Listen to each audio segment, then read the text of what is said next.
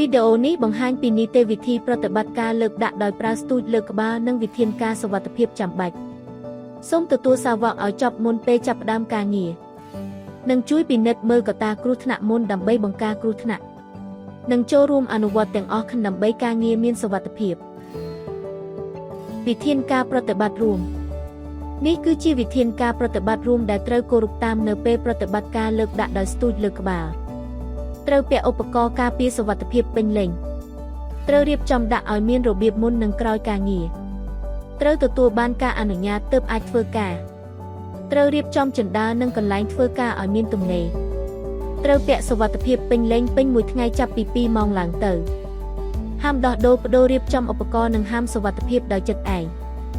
ហាមចូលបរិវេណលើកដាក់អីវ៉ាន់ធ្ងន់ការត្រួតពិនិត្យខាងក្រោមនេះត្រូវតែធ្វើមុនពេលចាប់ផ្ដើមការងារត្រូវពិនិត្យមើលស្ថានភាពនៃការស្លៀកពាក់ឧបករណ៍ការពារផ្ទាល់ខ្លួនត្រូវពាក់មួកសុវត្ថិភាពស្បែកជើងសុវត្ថិភាពខ្សែក្រវ៉ាត់សុវត្ថិភាពការពារជើងអាវកាក់សុវត្ថិភាពនិងស្រោមដៃការពារការគៀប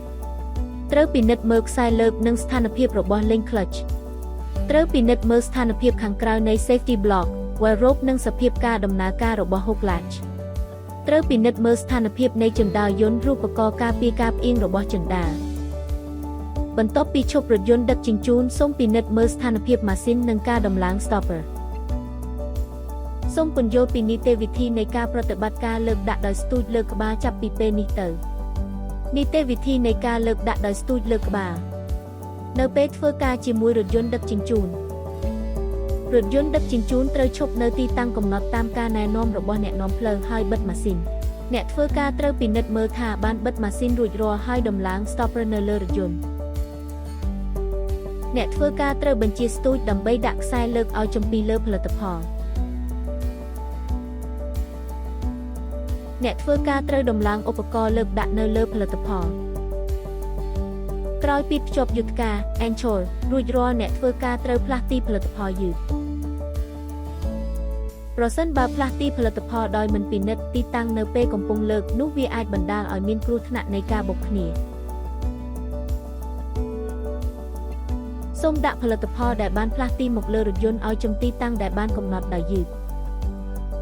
នៅពេលនោះប្រសិនបើអ្នកបញ្ជាស្ទូចពីលើរថយន្តនោះផលិតផលអាចធ្លាក់ឬអ្នកធ្វើការអាចធ្លាក់ពីលើរថយន្តដែលបណ្ដាលឲ្យមានគ្រោះថ្នាក់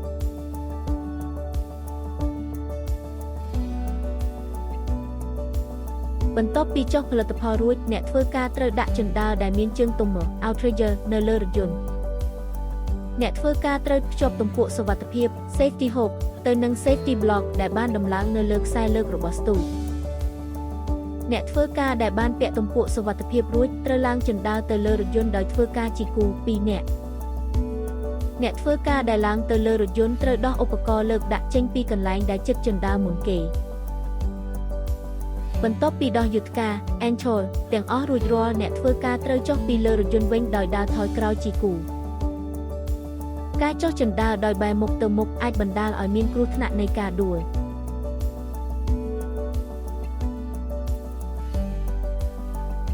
អ្នកធ្វើការដែលចុះមកដល់ដីត្រូវដោះទំពក់សុវត្ថិភាពចេញពី safety block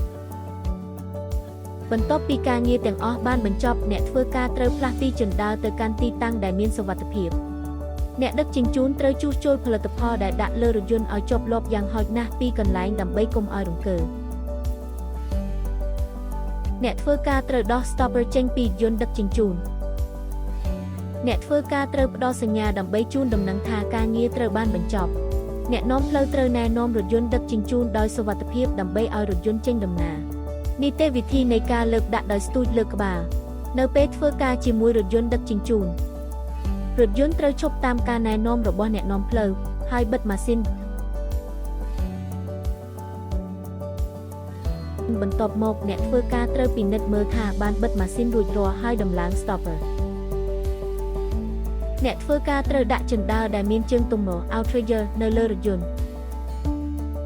អ្នកដឹកជញ្ជូនត្រូវដោះខ្សែរឹតផលិតផលចេញ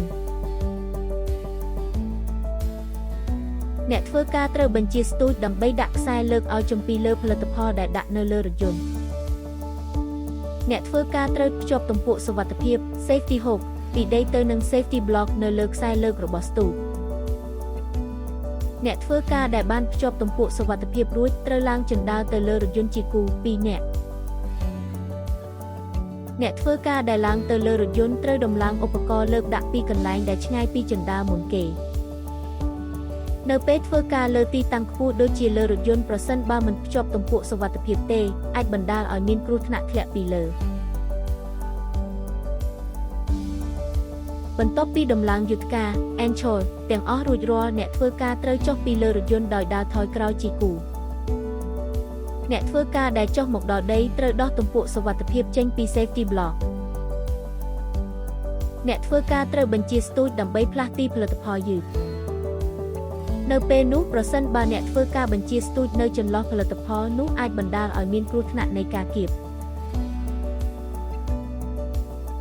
បន្ទាប់ពីដាក់ផលិតផលដោយសុវត្ថិភាពនៅទីលានស្តុកទុកសូមដោះយុទ្ធការ Anchor ចេញបន្ទាប់ពីបញ្ចប់ការងារទាំងអស់អ្នកធ្វើការត្រូវផ្លាស់ទីជណ្ដើរទៅកាន់ទីតាំងដែលមានសុវត្ថិភាពអ្នកធ្វើការត្រូវដោះ Stopper ចេញពីយន្តដឹកជញ្ជូនអ្នកធ្វើការត្រូវផ្ដល់សញ្ញាដើម្បីជូនដំណឹងថាការងារត្រូវបានបញ្ចប់អ្នកនាំផ្លូវត្រូវណែនាំរថយន្តដឹកជញ្ជូនដោយសុវត្ថិភាពដើម្បីឲ្យរថយន្តចេញដំណើរការធ្វេសប្រហែសតូចអាចនាំឲ្យមានគ្រោះថ្នាក់ធំសូមគោរពនីតិវិធីសុវត្ថិភាពដើម្បីអនុវត្តការងារឲ្យមានសុវត្ថិភាពនៅថ្ងៃនេះផងដែរ